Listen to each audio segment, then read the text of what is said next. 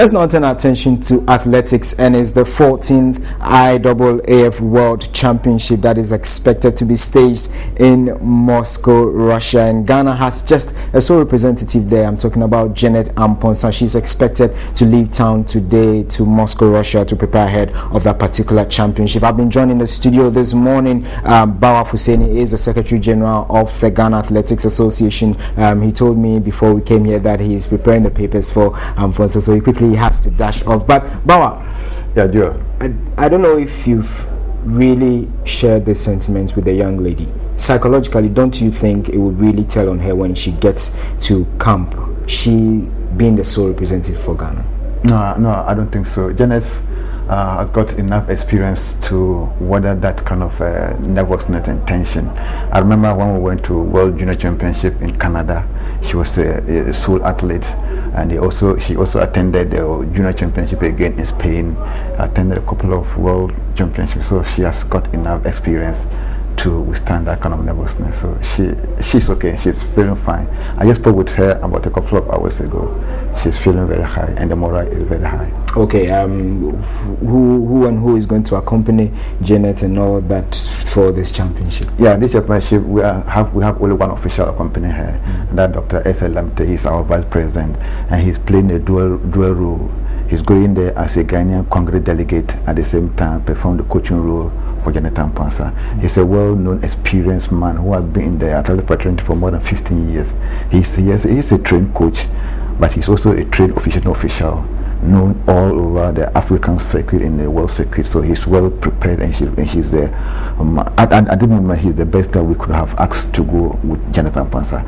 And after that, he also will be attending the IAAF Congress on the 6th and 8th, and also attend the CAA Congress on the 17th and 18th. So there's a huge thing that he has to go. We couldn't have sent any other experienced person than Dr. Lamte. Okay, but moving forward also, I mean, the conditions that surrounds her preparation towards this championship, she is training at the Babaya Sports Stadium with the coach. Would you say these conditions were quite good enough, or it's enough preparation for her to go into this championship? No, there's a good reason why Janet Amposah is in Ghana at this time.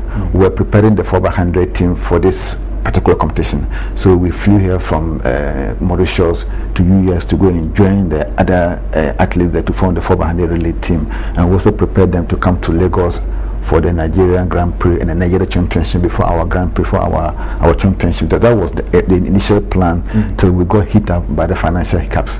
That's why those things couldn't materialize. So he went to Nigeria, and we just decided that 2 weeks to the World Championship, it's better she just stay in Ghana here, finish the preparation with her coach, who have done so well for her. So therefore, you go. That's why Janet Amposah ended up by doing the finishing touches in Kumasi. Okay, and the issues that has to do with most of our, great athletes like Geza, Videni, Margaret Simpson, most of them coming out with complaints and the rest. What is your office doing to ensure that Janet Amposah growing up, who is seeing all these things, would also not in the near to distant future go like, okay, this is what happened to my colleagues, I'll also maybe naturalize for a particular country when I get the chance there? No, the complaint that the athletes complained, some of the complaints came from 2005, 2007.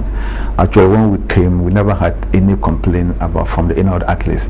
We had a program with Geyser from 2010 to 2012. He participated in all our competitions, both local and international. The same thing with Margaret Simpson. So when they come out with such a complaint that officially they don't make it known to us, sometimes it baffles us. But so far as we are concerned, we make certain changes that we think is good for the association.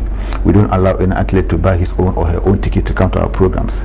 We don't allow any athlete to owe us any per diem or allowance. That one, that we make sure that we pay that one up front. So if there's any complaint that they did not bring it to our notice, we may not be able to know what their complaint were. Geza, for instance, gave several reasons why he's going, and what he did not add to the official letter given to us. So the official letter given to us was that he did not say that he was sick in 2007, that nobody take good care of him. But during one of his interview on radio stations, he made mention that when he was sick or when she was injured in 2007, the association then, not now, then did not take good care of him, and he never brought it up to us when we came to office in 2010. He never brought it up to us that when he was injured in 2007, the administration then never took good care of him until he got the naturalization for the Netherlands, that he came out and said one of the reasons why he was going. If we had known earlier on that that was what happened in 2007, and maybe the association could have taken a different look at it. But he took the decision and even gone ahead to naturalize before we got to know that this is what his complaints were.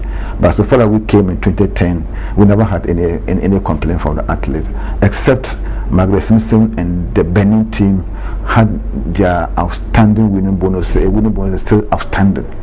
And let me make it clear to everyone that it is not the association that pay winning bonuses. Everybody knows that. Even in the football fraternity, GFA does not pay bonuses to players. The same thing as the Ghana Association. It is not the association that pay bonuses. It's the Ministry of Youth and Sports through the Sports Authority that pay bonuses. Okay. We have done what we could have done. Letters and memos and all the amounts due them sent to the ministry, sent to the Ministry of Youth and Sport, National Sports Authority. That is where we can do. That is what we have done.